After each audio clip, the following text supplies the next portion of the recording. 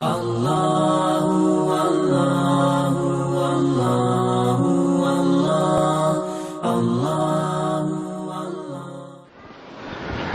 للہ وکفا وسلام علی عبادہ الذین اصطفى اما بعد اعوذ باللہ من الشیطان الرجیم بسم اللہ الرحمن الرحیم اعلم انہ لا الہ الا اللہ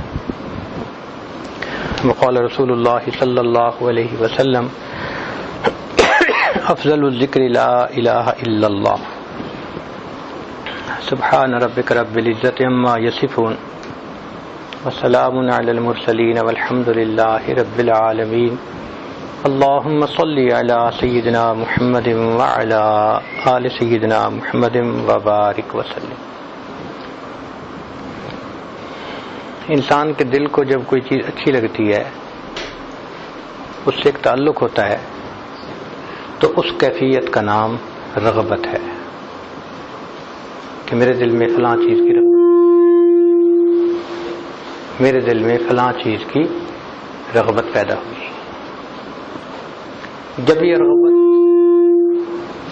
جب یہ رغبت اور مضبوط ہوتی ہے تو پھر اس کیفیت کو طلب کہتے ہیں کہ میرے دل میں فلاں چیز کی طلب پیدا ہو گئی۔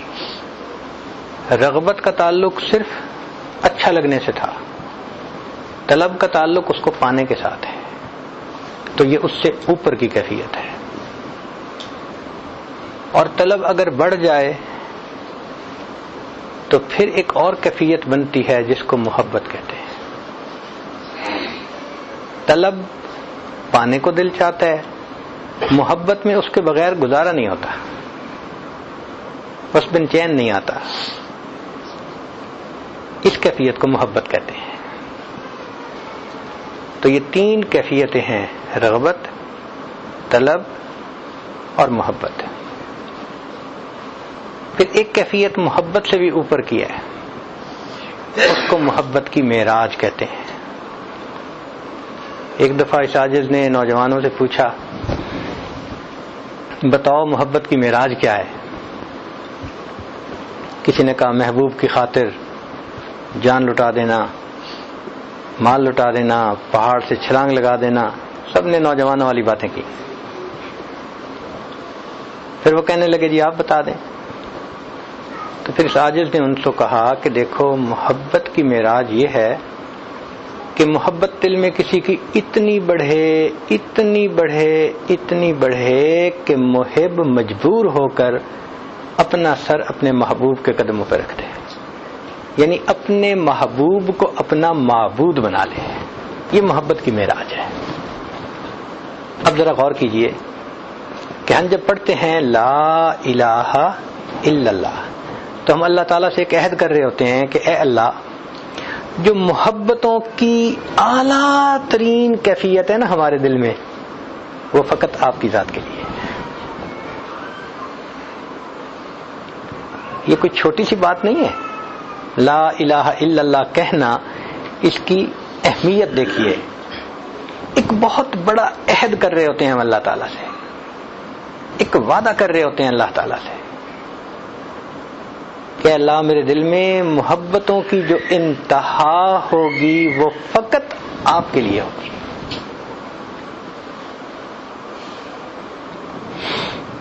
قرآن مجید میں اللہ تعالیٰ نے اس چیز کو پسند کیا کہ تمہارے دل میں رغبت ہو تو بھی اللہ کی، طلب ہو تو بھی اللہ کی، محبت ہو تو بھی اللہ کی، اور عبادت ہو تو بھی اللہ کی۔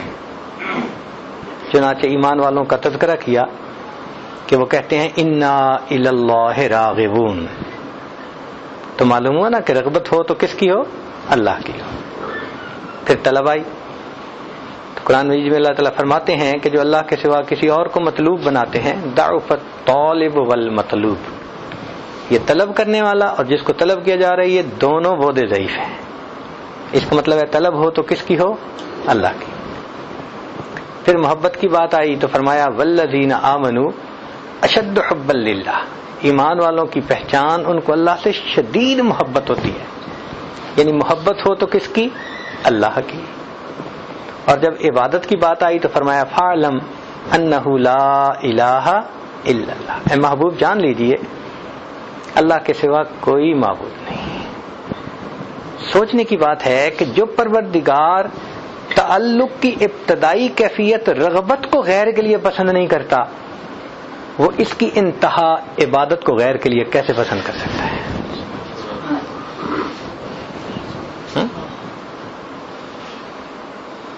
اس لیے فرمایا کہ جان لو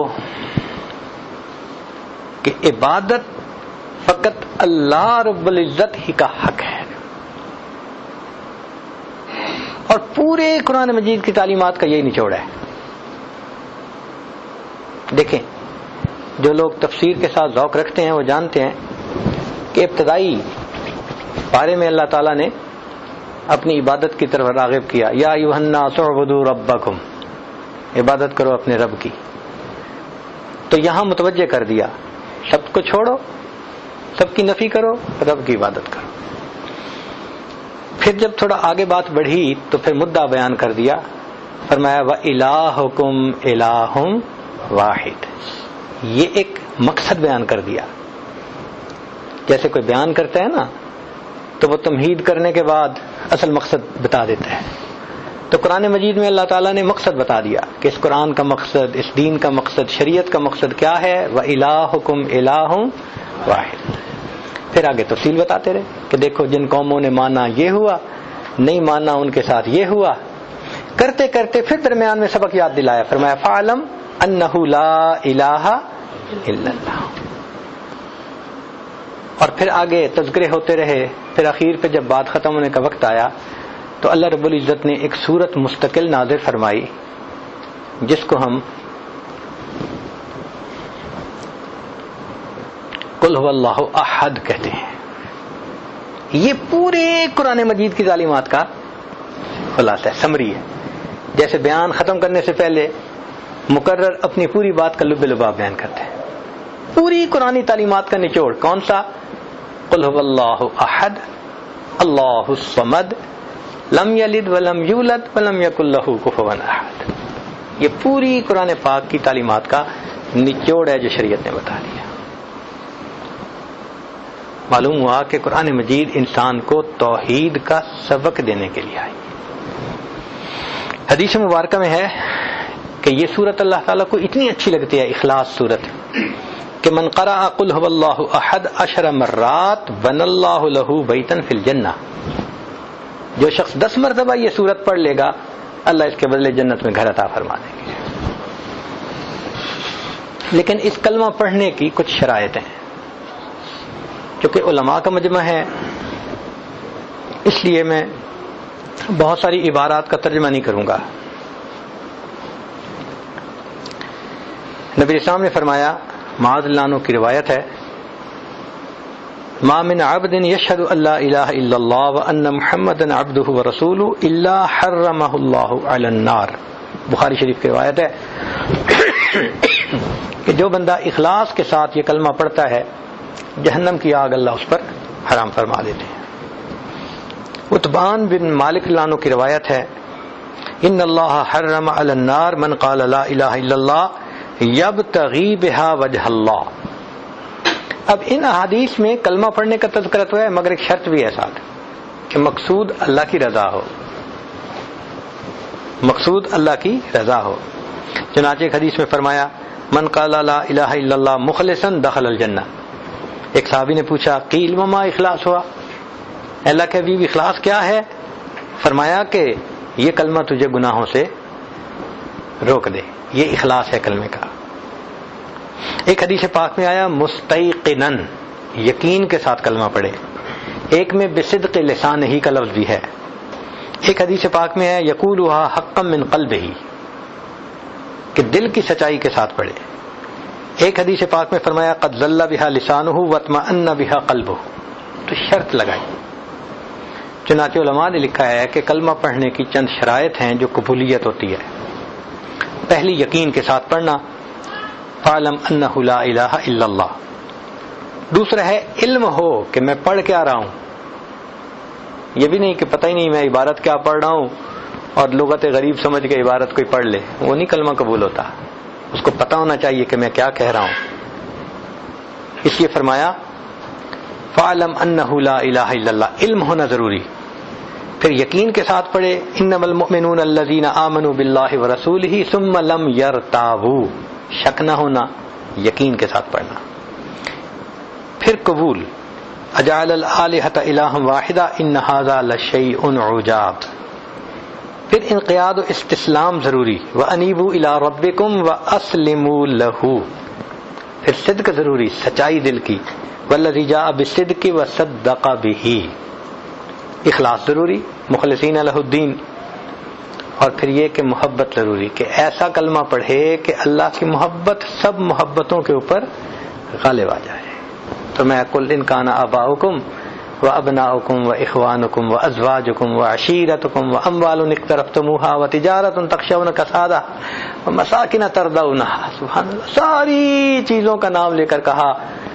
اگر یہ ساری چیزوں کی محبت احب الیکم من اللہ ورسولہ وجہاد فی سبیلہ فتربصوا حتی یأتی اللہ بامرہ. تو لب لباب بتا دیا کہ ہم چاہتے ہیں کہ ہماری محبت تمام محبتوں پر غالب ہو.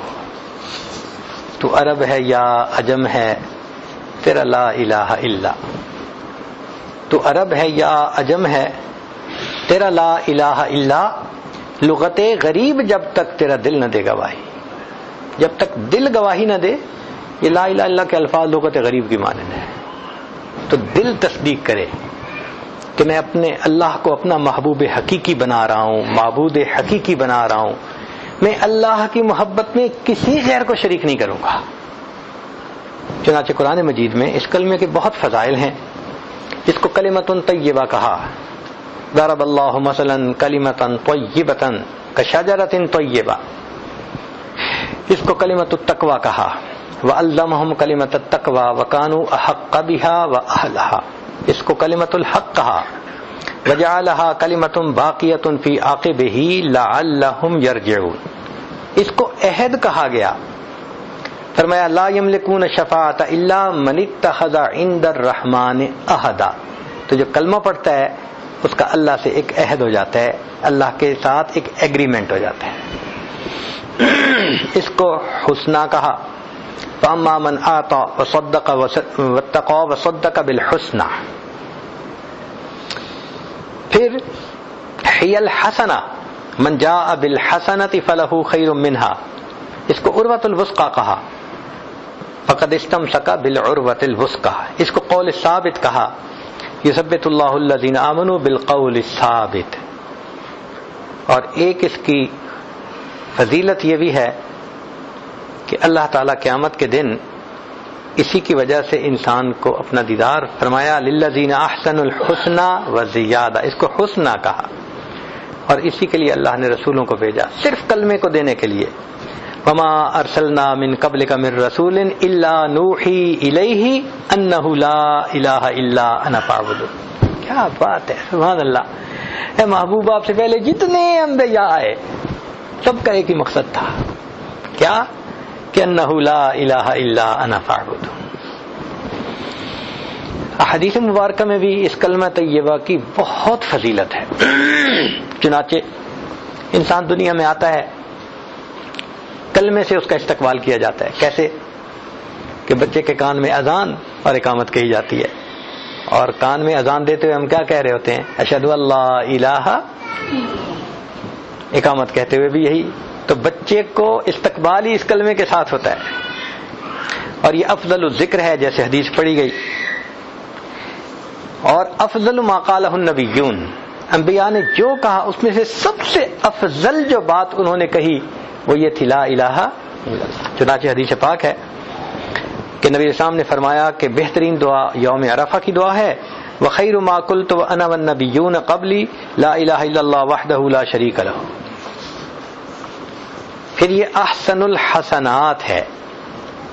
چنانچہ ایک صحابی کہتے ہیں ابو ذر عنہ کہ میں نے پوچھا اے اللہ کے وسلم لا الہ الا اللہ من الحسنات، کہ لا الہ الا اللہ پڑھنا یہ نیکیوں میں سے ہے؟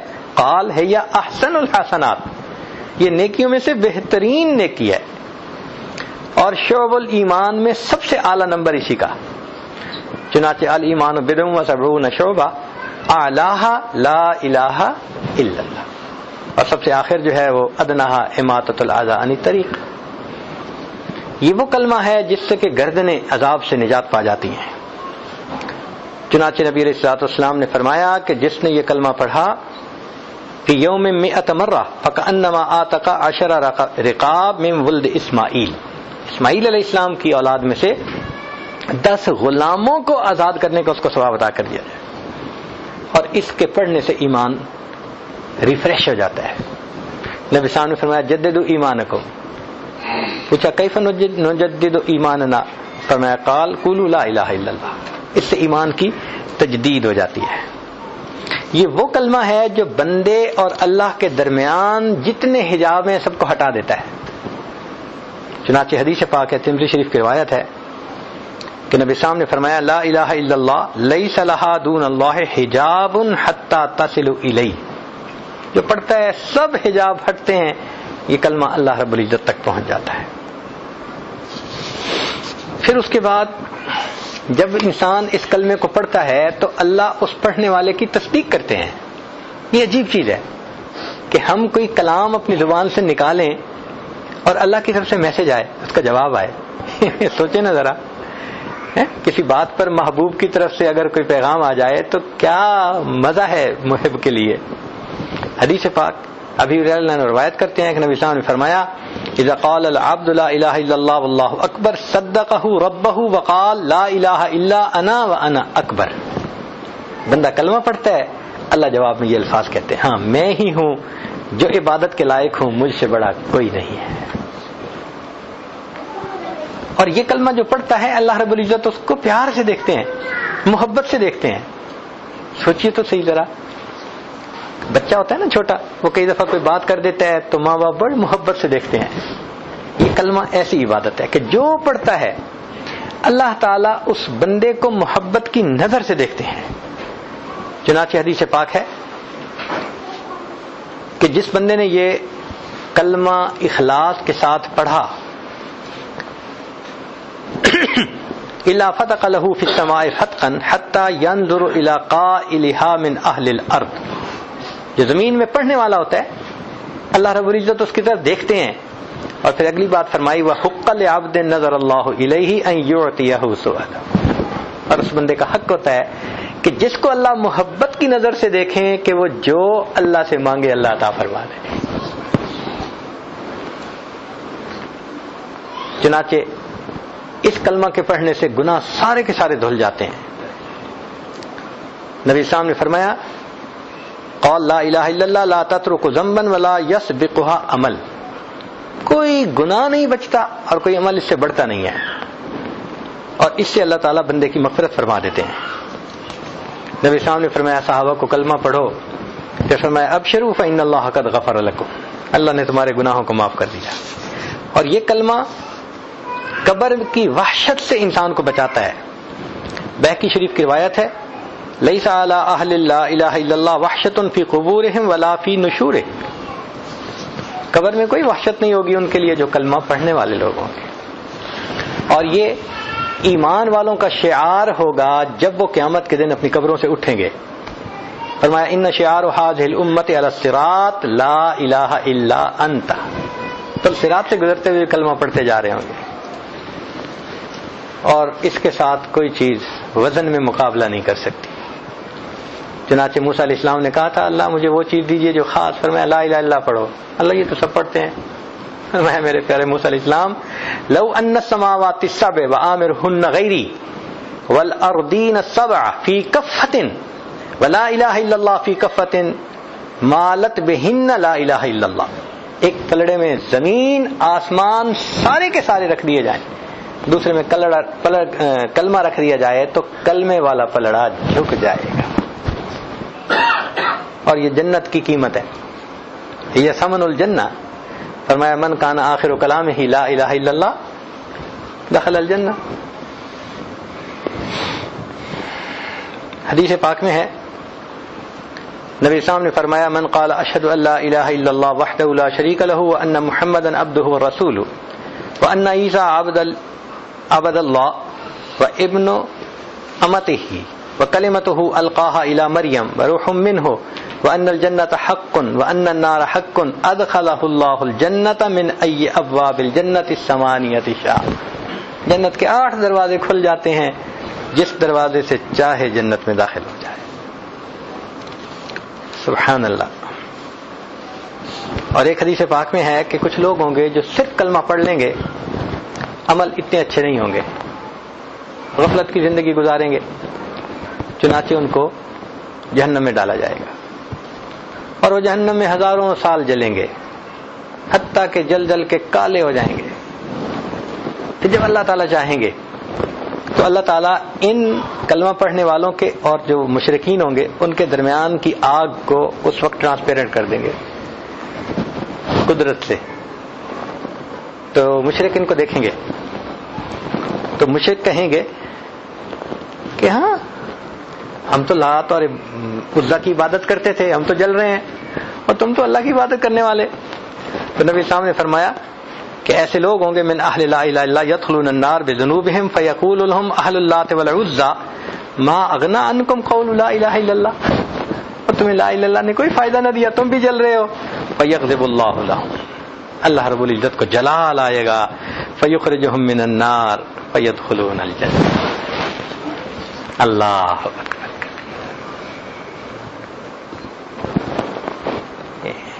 اب یہ فضائل آپ نے وہ سنے جو علماء کی کتابوں میں ہیں، اب ذرا وہ بھی سن لیجئے جو ہمارے مشائخ کی کتابوں میں، شاید وہ آپ کے لیے کچھ نئی بات ہوگی.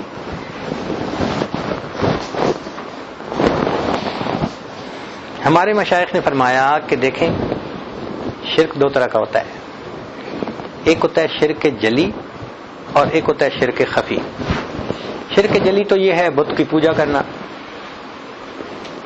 قبر کو سجدے کرنا، درخت کی پوجا کرنا، جیسے ہندو اور غیر لوگ کرتے ہیں، اللہ کے ساتھ شریک بناتے ہیں. یہ شرک جلی کہلاتا ہے، یہ بھی حرام ہے. اور ایک ہے شرک خفی. وہ کیا ہے کہ اللہ کی حکم کو چھوڑ کر نفس کی چاہت پہ چلنا. یہ نفس کی پوجا ہے، یہ اللہ کی پوجا نہیں ہے. اس لیے فرمایا افرأیت من اتخذ الہہ ہوا. کیا دیکھا آپ نے جس نے اپنی خواہشات کو اپنا معبود بنا لیا؟ تو یہ بھی شرک خفی ہے، اور اس سے بھی بچنا اتنا ضروری جتنا بچنا شرک جلی سے ضروری ہے. نفس پرستی، زن پرستی، زر پرستی، سب کی سب بت پرستی کی اقسام ہیں، خدا پرستی کوئی اور چیز ہے. تو اب ہمیں اپنی کیفیت پہ غور کرنا ہے کہ ہم موحد ہیں یا ابھی بھی مشرک ہی ہیں. بھائی ظاہر میں تو ہم نے کلمہ پڑھ لیا، ہم موحد ہیں، من میں کیا ہے؟ پوجا کس کی کرتے ہیں؟ مانتے کس کی ہیں؟ رب نے کہا آنکھ جھکاؤ، ہم غیر محرم کو دیکھتے ہیں. رب نے کہا جھوٹ مت بولو، ہم جھوٹ بولتے ہیں.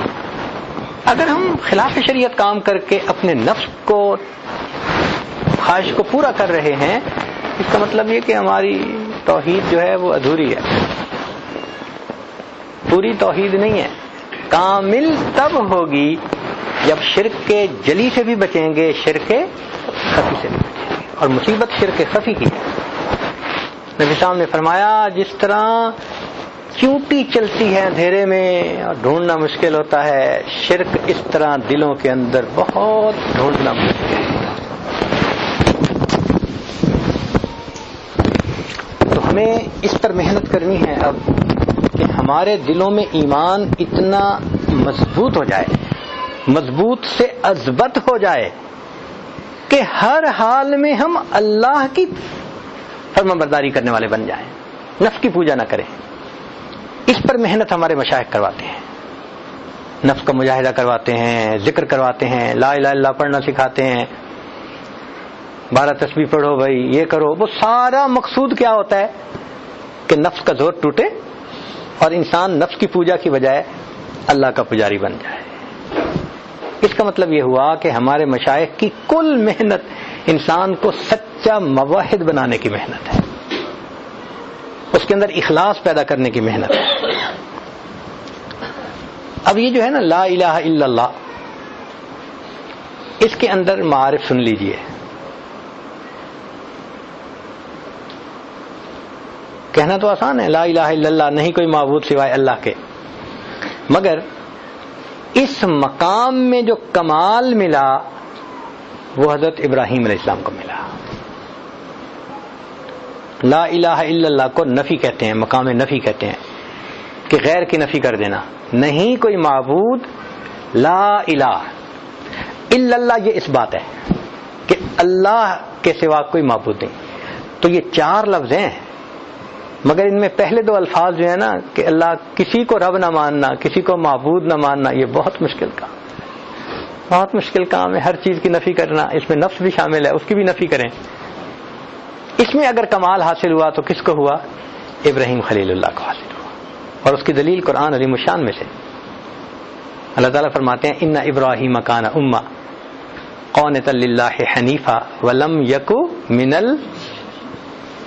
دوسری جگہ فرمایا وما کان من المشرکین، دلوں کے بھید جاننے والے پروردگار جس کے بارے میں یہ خود فرما دیں وما کان من المشرکین، اس سے بڑی سند کون سی ہو سکتی ہے؟ یہ مہر ہے ابراہیم علیہ السلام کے اس ایمان پر کہ واقعی ان کو مقام نفی میں کمال حاصل تھا، انہوں نے اللہ کے ساتھ کسی کو شریک نہیں کیا۔ تو مقام نفی میں کمال اس دنیا میں کس کو حاصل ہوا؟ ابراہیم علیہ السلام۔ اس لیے اللہ نے پھر ان کو اپنا خلیل بنایا۔ خلیل کہتے ہیں دوست کو، قرآن مجید میں اور احادیث میں یہ لفظ استعمال ہوا ہے۔ چنانچہ جو لوگ دنیا میں بروں کو دوست بنا لیتے ہیں قیامت کے دن پچھتائیں گے، یا لیتنی اتخذت مع الرسول سبیلا یا ویلتا لیتنی لم اتخذ فلانا، تو دیکھا دوست۔ حدیث پاک میں بھی ہے کہ نبی علیہ السلام نے فرمایا کہ اگر میں نے دنیا میں کسی کو دوست بناتا ہوتا لئن اتخذت ابا بکر خلیلا، میں ابو بکر کو اپنا دوست بناتا، میرا دوست فقط اللہ ہے۔ اور ایک حدیث پاک میں ہے کہ نبی صلی اللہ علیہ وسلم نے فرمایا المرء علی دین خلیلہ فلینظر احدکم من یخالل، تو خلیل سے مراد کیا ہے؟ دوست ہوتا ہے۔ اب یہ دو تعلق ہیں، ایک ہے دوستی کا تعلق، انداز اور ہوتا ہے، ایک ہے محبت کا تعلق، یہ انداز جدا ہوتا ہے۔ دوست جو ہوتا ہے نا اس کو انسان آزماتا ہے، وہ یہ دوستی میں سچا ہے یا نہیں، دیکھتا ہے، ججمنٹ کرتا ہے کہ یہ دوستی میں پکا ہے یا نہیں۔ تو ابراہیم علیہ السلام کو دیکھو اللہ نے کیسے آزمایا، عجیب، سبحان اللہ۔ فرمایا وَإِذِ ابْتَلَىٰ إِبْرَاهِيمَ رَبُّهُ بِكَلِمَاتٍ، اللہ نے ابراہیم علیہ السلام کو کئی باتوں میں آزمایا، فَأَتَمَّهُنَّ 100% کامیاب ہو گئے، 100%۔ فَأَتَمَّهُنَّ کا یہ معنی ہے۔ تو آزمائش تو آئی نا، کیا آزمائش آئی؟ اچھا تمہارے گھر والے مشرک ہیں، بت فروش ہیں، گھر کو چھوڑ دو۔ اچھا ابو جان میں گھر سے جا رہا ہوں، کوئی گھر چھوڑنا آسان ہوتا ہے؟ گھر کو چھوڑ دیا۔ پھر آگے آئے، قوم ساری کی ساری مشرک ہے، اب قوم کو بھی بتانا تھا کہ میں تمہارے ساتھ نہیں ہوں۔ قوم نے کہا آؤ چلتے ہیں، ذرا ایک فنکشن ہے، میں انی سقیم، میری طبیعت ٹھیک نہیں ہے، یہ تمہارے شرک والی باتیں میرے دل کو بہت پریشان کرتی ہیں، تو میں ٹھیک نہیں ہوں، میں نہیں جاؤں گا۔ وہ چلے گئے، پیچھے ان کے بت تھے، فجعلہم جزازا الا کبیرا، ایک بڑے کی بجائے سب کے ٹکڑے کر دیے، بڑے کے کندھے پہ کلاڑا ڈال دیا۔ قوم آ گئی، انہوں نے جب بتوں کا حال دیکھا کہنے لگے فانصروا آلہتکم، اپنے معبودوں کی مدد کرو۔ کیا عقل پہ پٹی پڑ جاتی ہے کہ خود کہتے ہیں اپنے معبودوں کی مدد کرو، یہ تمہارے معبود کیسے ہوئے، کس کام کے معبود؟ کہنے لگے یہ کس نے کیا ہوگا؟ کہنا سمعنا فتى يذكرهم يقال له ابراہیم، ایک نوجوان ابراہیم نام تھا، اس سے ہم نے تذکرے سنے تھے، وہ ان کی مخالفت کرتا تھا، اس کو پکڑو۔ ابراہیم السلام کو پکڑ لیا گیا، پوری قوم نے کہا حرقوہ ہو، اس کو آگ میں جلا دو۔ جب انسان لاجواب ہو جاتا ہے نا تو پھر زبان سے کچھ نہیں کہہ سکتا، پھر ہاتھا پائی اور اس چیز پہ اتر آتا ہے۔ تو قوم نے کہا جی آگ میں جلاؤ۔ لو جی، ابراہیم علیہ السلام کو آگ میں جلانے کے لیے تیاری شروع ہوئی، ایک ڈیٹ فکس کی گئی۔ اس زمانے کی عورتیں اپنی مرادیں بتوں سے مانگتی تھیں تو کہتی تھیں میرا بیٹا ہوگا، ابراہیم کی آگ میں اتنے من لکڑی ڈال کے آؤں گی۔ پہاڑ بن گیا ایک لکڑی کا، آگ لگائی گئی، اتنی آگ تھی کہ کوئی قریب نہیں جا سکتا تھا۔ تو کہا گیا اچھا ایک جھولا بناتے ہیں، ابراہیم علیہ السلام کو جھولے میں بٹھا کے دور سے پھینک دیں گے آگ میں۔ ابراہیم علیہ السلام آگ کو آنکھوں سے دیکھ رہے ہیں، جھولے میں بیٹھنا پڑا۔ تو دیکھو دوست کی خاطر قربانی کتنی دینی پڑی۔ پہلے بھی تو قربانیاں دے کے آئے تھے، گھر چھوڑا تھا، پھر بیوی کو چھوڑا ایک جگہ، پھر بیوی اور بچے کو حرم شریف میں آ کے چھوڑا اکیلا، بواد غیر ذی زرع، پھر بچے کی قربانی مانگی، اس کو کرو قربان، کتنی قربانیاں مانگی۔ اور ایک وقت آیا کہ فرمایا اچھا اپنے آپ کو بھی کرو قربان میرے نام پہ، اس کے لیے بھی تیار۔ مفسرین نے لکھا ہے کہ جب ابراہیم علیہ السلام جھولے سے پھینکے گئے تو ابھی آگ کی طرف جب جا رہے تھے تو جبریل علیہ السلام نے اللہ رب العزت سے پوچھا، اے اللہ آپ نے میری ڈیوٹی لگائی ہوئی ہے کہ میں آپ کے انبیاء کی مدد کروں، تو اگر اجازت ہو تو میں ابراہیم کی مدد کروں۔ فرمایا جاؤ دیکھو کیا کہتا ہے۔ جبریل علیہ السلام آئے، اللہ کا حاجہ what can I do for you، میں آپ کے لیے کیا کر سکتا ہوں۔ تو اس وقت ابراہیم علیہ السلام نے مقام نفی میں کمال کا ثبوت پیش کر دیا کہ عالم ناسوت کے تو سب اسباب کو منع کر ہی چکے تھے، اب عالم ملکوت کا سبب تھا، فرشتے آئے تھے، میں مدد کر سکتا ہوں۔ فرمایا کہ اللہ جانتے ہیں کہ میں اس حال میں ہوں؟ انہوں نے کہا کہ ہاں اللہ جانتے ہیں۔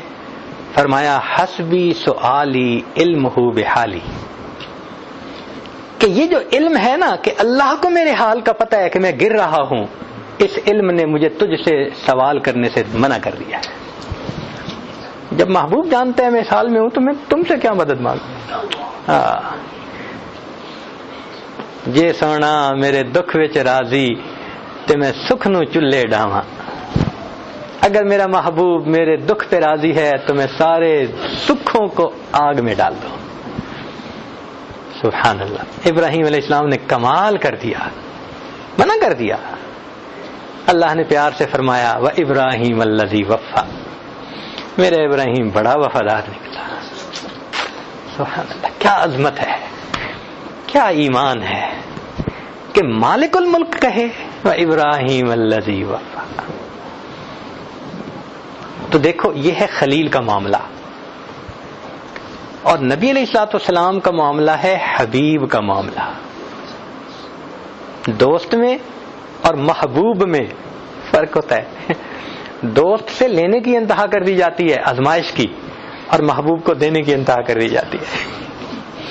تو دیکھیے اللہ تعالیٰ نے محبوب کو کیا دیا، فرمایا وَلَسَوْفَ يُعْطِيكَ رَبُّكَ، اے محبوب تجھے اتنا دوں گا تو بس بس کرے گا۔ فترضیٰ کا یہ مفہوم ہے کہ تو بس بس کرے گا، اتنا دوں گا تجھے، ادھر دینے کی انتہا اور ادھر لینے کی انتہا۔ چنانچہ خلیل اور حبیب ان کے درمیان ذرا حساب دیکھ لیجئے کہ اللہ رب العزت نے خلیل کو انسانوں کا امام بنایا۔ فرمایا انی جاعلک للناس اماما، تو خلیل کیا بنے، انسانوں کے امام بنے، اور جو حبیب تھے ان کو انبیاء کا امام بنایا۔ وہ محبوب تھے نا، ادھر معاملہ ہی کچھ اور تھا۔ اللہ اکبر کبیرہ۔ اپنے خلیل کے لیے فرمایا وَكَذَلِكَ نُرِي إِبْرَاهِيمَ مَلَكُوتُ السَّمَاوَاتِ وَالْأَرْضِ، تو ابراہیم علیہ السلام کو اللہ نے کیا دکھایا، ملکوت السماوات والارض میں آیات دکھائیں اپنی، زمین و آسمان کی۔ ذرا علمی نکتہ ہے کہ خلیل کو کیا دکھایا؟ ملکوت السماوات والارض، اور جب اپنے حبیب کا نام آیا تو فرمایا لقد رأى من آیات ربہ الکبریٰ۔ کہاں زمین و آسمان کی نشانیاں، کہاں رب اپنی نشانیاں دکھاتا ہے۔ سبحان اللہ، اللہ تیری شان بڑی ہے۔ پھر دیکھیے ابراہیم علیہ السلام کو دعا مانگنی پڑی، لا تخزنی، اللہ مجھے آپ رسوا نہ فرمانا۔ اور جب محبوب کا تعلق آیا اللہ فرماتے ہیں یوم لا یخزی اللہ النبی والذین آمنوا معہ، خود بتا دیا محبوب آپ کو رسوا نہیں ہم کریں گے۔ تو خلیل اور محبوب کے درمیان یہ عجیب تعلق،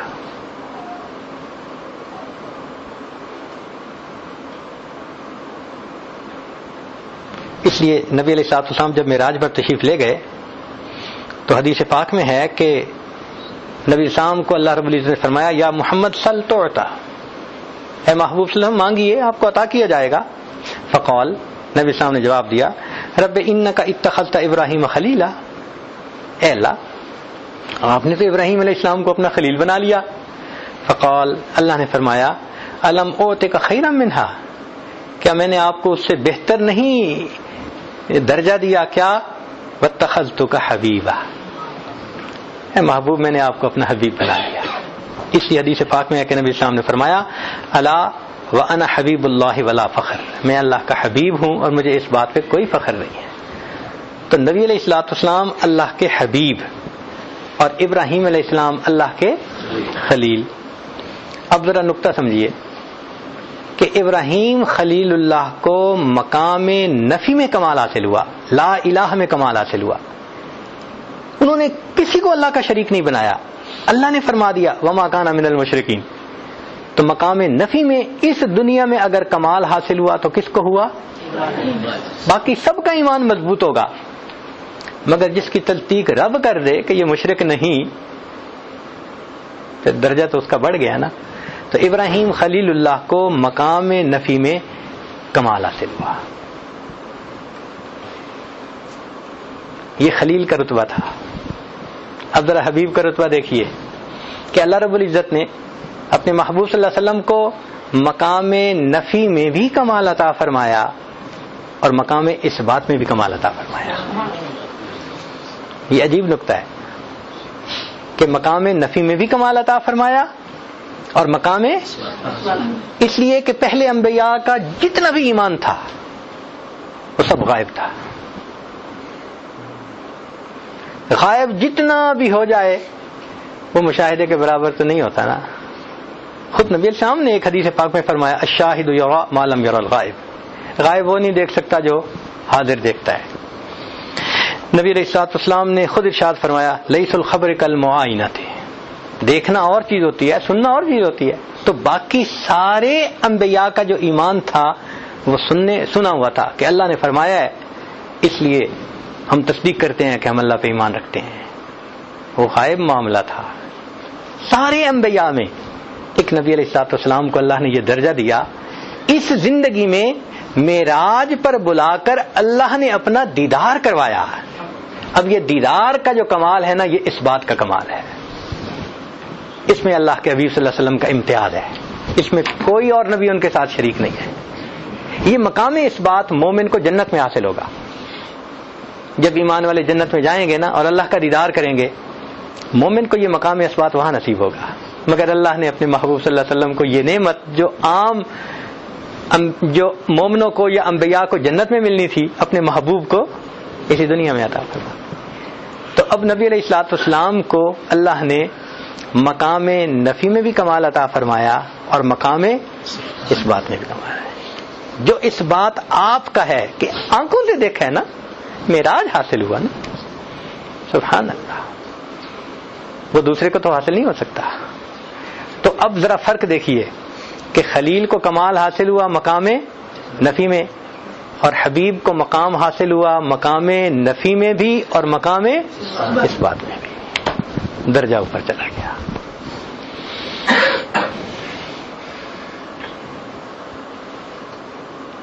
اب ایک نقطہ اور، یہ بھی علمی ہے، کہ اللہ رب العزت نے نبی علیہ السلام کو حکم فرمایا کہ ان اتبع ملت ابراہیم حنیفا، کہ آپ ابراہیم کی ملت کی پیروی کیجیے. اور ایک جگہ پر اللہ رب العزت نے یہ بھی فرمایا ہاں کہ ابراہیم کی پیروی کیجیے. اور نبی علیہ الصلوۃ والسلام نے نماز میں جو درود شریف سکھایا، اس درود شریف میں کس پیغمبر علیہ السلام کا تذکرہ ہے؟ اللہم صلی علی محمد وعلی آل محمد کما. تو اس سے پتہ چلتا ہے کہ کوئی چیز ایسی تھی جو ابراہیم علیہ الصلوۃ والسلام کی تھی، جس کو محبوب بھی چاہتے تھے. وہ کیا چیز ہے؟ عمر ساری تو نماز پڑھتے رہے. نقطہ آج سمجھ میں آئے گا. اس کو امام ربانی مجد لسانی رحمۃ اللہ علیہ نے اپنے مکتوبات میں کھولا ہے. وہ فرماتے ہیں کہ دیکھو، ایک ہوتی ہے محبیت، محب ہونا. ایک ہوتی ہے محبیت، کہ کسی کا عاشق ہونا. اس عشق میں کمال حضرت موسیٰ علیہ السلام کو حاصل تھا. انبیاء میں سے ان کو یہ اعزاز ملا، محبت میں آگے نکل گئے. محبی ہے نا جو کہہ دیتا ہے رب ارنی انظر الیک، کہا نہیں جا رہا، اللہ کو دیکھنا چاہتا ہوں. یہ کوئی چھوٹا سا کلام تو نہیں ہے نا، اور ایک نبی علیہ السلام کی زبان سے نکل رہا ہے، ایسی شخصیت، بزرگ شخصیت کی زبان سے. اس کا مطلب ہے کہ محبت کا جوش ایسا تھا، اللہ دیکھنا چاہتا ہوں. تو محبیت میں کمال کس کو حاصل ہوا؟ حضرت موسیٰ علیہ السلام کو. اور ایک ہے محبوبیت. تو حضرت مجد ثانوی فرماتے ہیں کہ محبوبیت دو طرح کی ہوتی ہے.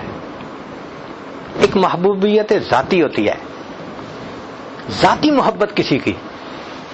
اس کی جھلک ماں کو بیٹے سے ذاتی محبت ہوتی ہے. بیٹا کالا ہو، بیٹا کمزور ہو، بیٹا جیسا بھی ہو، ماں کو محبت ہے. دنیا کا حسین ترین بچہ ایک طرف کر دو، ماں آنکھ اٹھا کے نہیں دیکھے گی. اور اپنا بیٹا، یہ محبت ذاتیہ ہے. تو ایک ہوتی ہے ذاتی محبت اور ایک ہوتی ہے صفاتی محبت. صفاتی محبت کسے کہتے ہیں؟ کہ کسی کی عادتوں کی وجہ سے اس کو پسند کرے بندہ. ایک بچہ ہے، خوبصورت بھی ہے، وہ بڑی پیاری باتیں بھی کرتا ہے، اب اس میں محبوبیت صفاتی آ گئی. ویسے تو تعلق نہیں تھا، بلڈ نہیں تھا وہ، مگر اس کی باتوں نے اس کو محبوب بنا دیا. تو محبوبیت کے دو پہلو ہیں، ایک ہوتی ہے محبوبیت ذاتی اور ایک ہوتی ہے محبوبیت صفاتی. تو امام ربانی مجد ثانی رحمۃ اللہ نے فرمایا کہ نبی علیہ الصلوۃ والسلام کو اللہ نے محبوبیت ذاتی کا درجہ عطا فرمایا تھا، ابراہیم علیہ السلام کو محبوبیت صفاتی کا درجہ تھا. یہ صفات کی وجہ سے محبوب تھے، وہ ذات کی وجہ سے محبوب تھے. اب صفات والے محبوب کو پھر صفات تو پیش کرنی پڑتی ہے نا، اس لیے ان سے امتحان لیے. تو وہ محبوبیت ذاتی اور یہ محبوبیت صفاتی. چنانچہ ایک بات اور فرماتے ہیں کہ اس کی اگر مثال سمجھنی ہو نا تو ایک دائرے اور مرکز کی مثال سمجھیں. ایک مرکز ہوتا ہے اور مرکز کی وجہ سے دائرہ ہوتا ہے، مگر مرکز اور دائرہ دونوں ایک چیز ہوتی ہیں. تو وہ فرماتے ہیں کہ جو دائرہ ہے اس کا نام خلت ہے، جو مرکز ہے اس کا نام محبوبیت ہے. اور اللہ رب العزت نے کائنات کو کس لیے پیدا فرمایا؟ اے محبوب آپ نہ ہوتے تو میں کائنات کو پیدا. تو اس کا مطلب ہے کہ ابراہیم علیہ السلام پیدا ہوئے تو وجہ کیا تھی؟ محبوب. مرکز کی وجہ سے محیط ہوتا ہے.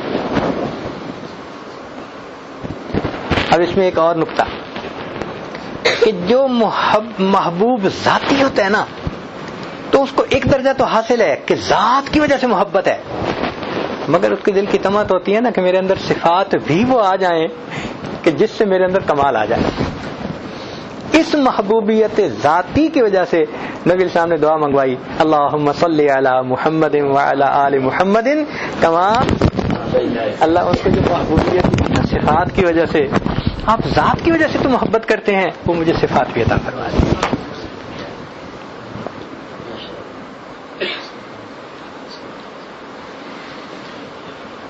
اس کی وجہ یہ ہے کہ نبی علیہ الصلوۃ والسلام کے دو پہلو ہیں، یہ بھی ایک نقطے کی بات ہے۔ نبی علیہ الصلوۃ والسلام کے دو نام، آپ صلی اللہ علیہ وسلم کا ایک نام احمد اور ایک نام محمد صلی اللہ علیہ وسلم۔ احمد کا جو نام ہے یہ آسمانوں میں، محبوب صلی اللہ علیہ وسلم کے دنیا میں تشریف لانے سے پہلے جو آپ کا نام تھا وہ احمد تھا۔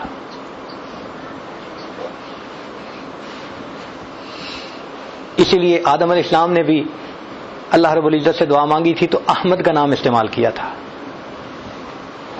عیسیٰ علیہ السلام نے نبی علیہ السلام کی تشریف آوری کی خوشخبری دی تھی تو کیا کہا تھا؟ یاتی من بعد اسمہ احمد۔ تو محبوب صلی اللہ علیہ وسلم دنیا میں تشریف لانے سے پہلے کس نام سے پکارے گئے؟ احمد کے نام سے۔ احمد کے اندر خالصتاً محبوبیت ہے۔ احمد کے نام میں کیا ہے؟ محبوبیت صرف ہی سے کہتے ہیں، محبوبیت ہی ہے 100%، اور کسی چیز کا اس میں عنصر نہیں ہے، کوئی چیز اس میں شامل نہیں ہے۔ تو یہ کیا نام تھا؟ احمد۔ لیکن پھر کیا ہوا کہ اللہ کے حبیب صلی اللہ علیہ وسلم دنیا میں تشریف لائے۔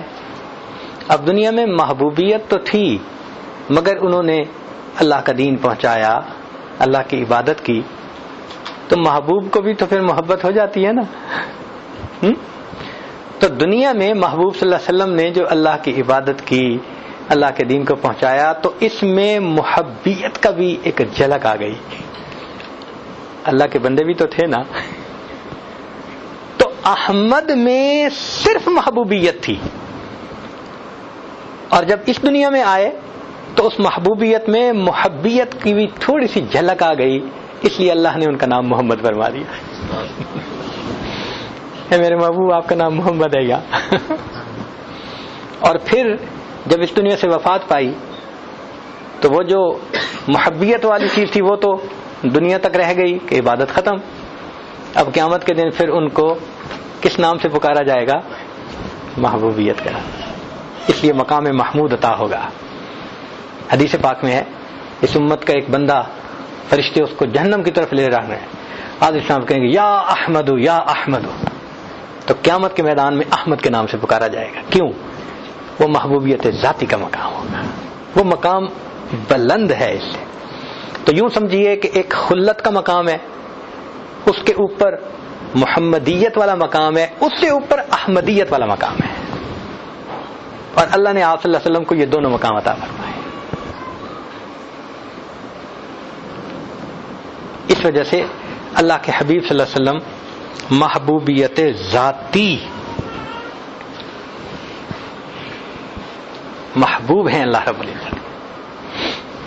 اب ذرا غور کیجئے، پھر واپس آتے ہیں کہ لا الہ الا اللہ۔ تو لا الہ میں کمال کس کو حاصل ہوا؟ ابراہیم علیہ السلام کو، مقام نفی کا کمال۔ اور لا الہ اور الا اللہ دونوں میں کمال کس کو حاصل ہوا؟ نبی علیہ الصلوۃ والسلام کو کمال حاصل ہوا۔ اب اگلی بات سنیے کہ یہ جو کلمہ ہے نا، لا الہ الا اللہ محمد الرسول اللہ، ہمارے مشائخ نے فرمایا کہ اس میں ساری معرفت موجود ہے۔ وہ کیسے؟ کہ لا الہ یہ طریقت ہے، لا الہ یعنی شرک سے بچنا، اپنے نفس کو توڑنا، اس کو نفس مطمئنہ بنانا، اللہ کے سامنے جھکانا۔ تو لا الہ کیا ہے؟ یہ طریقت ہے، اور الا اللہ یہ حقیقت ہے۔ الا اللہ کیا ہے؟ اور محمد الرسول اللہ یہ شریعت ہے۔ ایک کلمے کے اندر تینوں معرفتیں اللہ نے دیا۔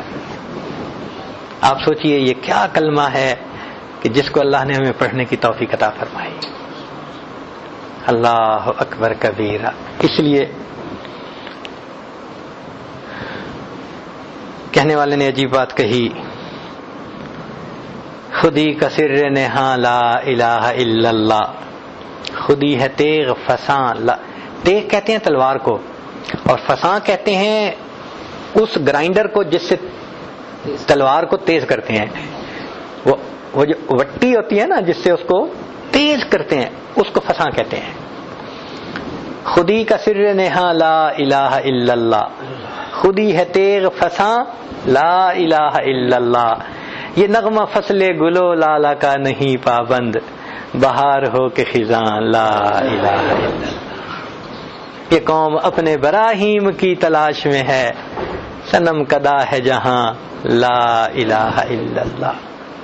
اگرچہ بت ہیں جماعت کی آستینوں میں، مجھے ہے حکم اذاں لا الہ الا اللہ۔ اللہ اکبر، کیا کلمہ ہے، کیا اس کی برکتیں ہیں۔ دعا مانگتے ہیں کہ اللہ رب العزت ہمیں اس کلمے کی حقیقت عطا فرما دے، تاکہ ہمارا مطلوب حقیقی، محبوب حقیقی، معبود حقیقی وہ صرف اللہ رب العزت کی ذات ہو جائے۔ اس لیے تو حضرت خواجہ مجذوب رحمۃ اللہ نے فرمایا تھا، تیرے سوا محبوب حقیقی کوئی نہیں ہے، کوئی نہیں، تیرے سوا مقصود حقیقی کوئی نہیں ہے، کوئی نہیں، تیرے سوا مسجود حقیقی کوئی نہیں ہے، کوئی نہیں، تیرے سوا محبوب حقیقی کوئی نہیں ہے، کوئی نہیں۔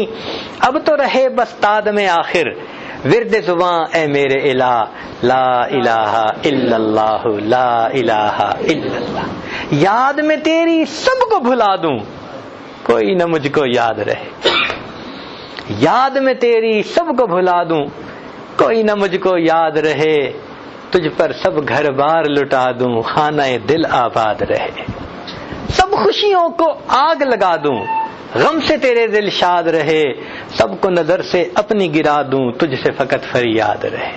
اب تو رہے بستاد میں آخر، ورد زباں اے میرے الہ، لا الہ الا اللہ، لا الہ الا اللہ محمد الرسول۔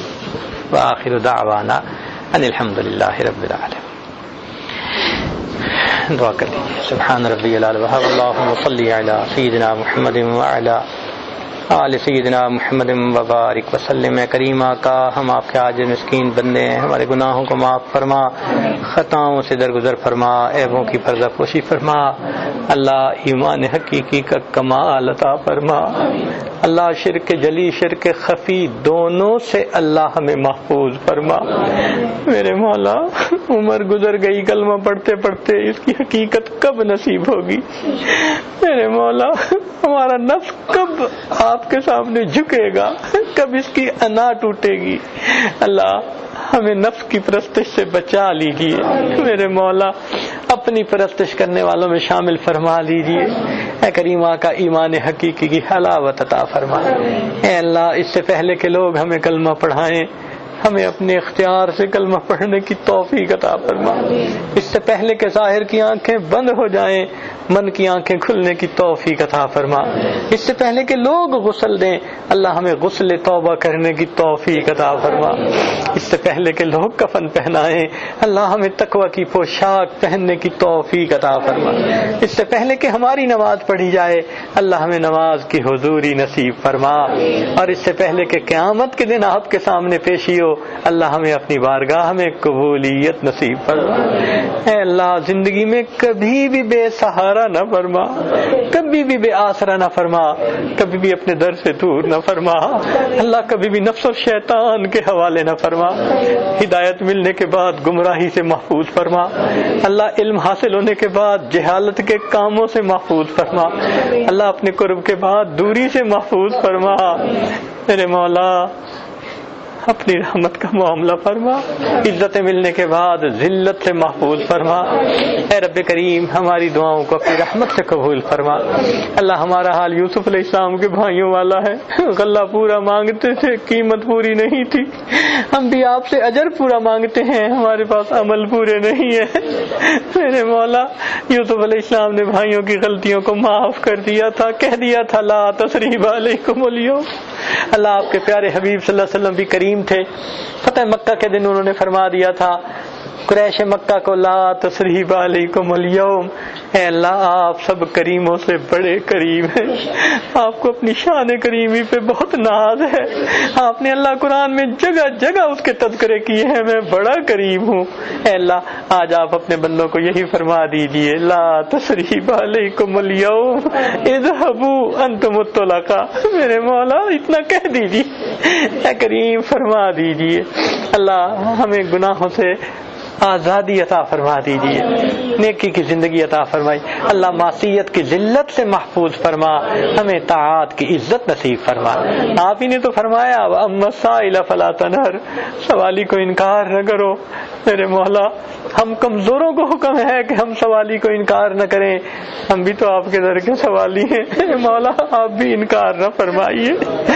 میرے مولا جو دنیا میں روٹی کا مانگنے والا اس کا کوئی مسئلہ نہیں، ایک در سے نہ ملے وہ دوسرے پہ جاتا ہے، تیسرے پہ جاتا ہے، چوتھے پہ چلا جاتا ہے۔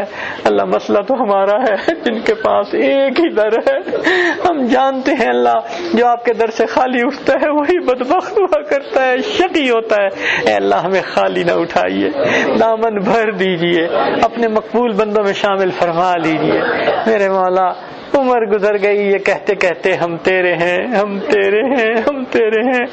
میرے مولا ایک مرتبہ تو آپ کہہ دیجئے تم میرے ہو، ایک مرتبہ اللہ، ایک مرتبہ تو کہہ دیجئے، فرما دیجئے تم میرے ہو۔ میرے مولا مہربانی کر دیجئے، ہمیں اپنا بنا لیجئے۔ میرے مولا ہم پر رحمت کی نظر فرما دیجئے، اللہ ہمارے دنیا آخرت کے کاموں کو سنوار دیجئے، پریشانیوں کو ختم فرما دیجئے۔ میرے مولا ہمارے حال پر رحمت کی نظر فرما دیجئے۔ رب کریم جو مانگا عطا فرما، جو مانگنا چاہیے تھا نہیں مانگ سکے اللہ ہمیں وہ بھی عطا فرما۔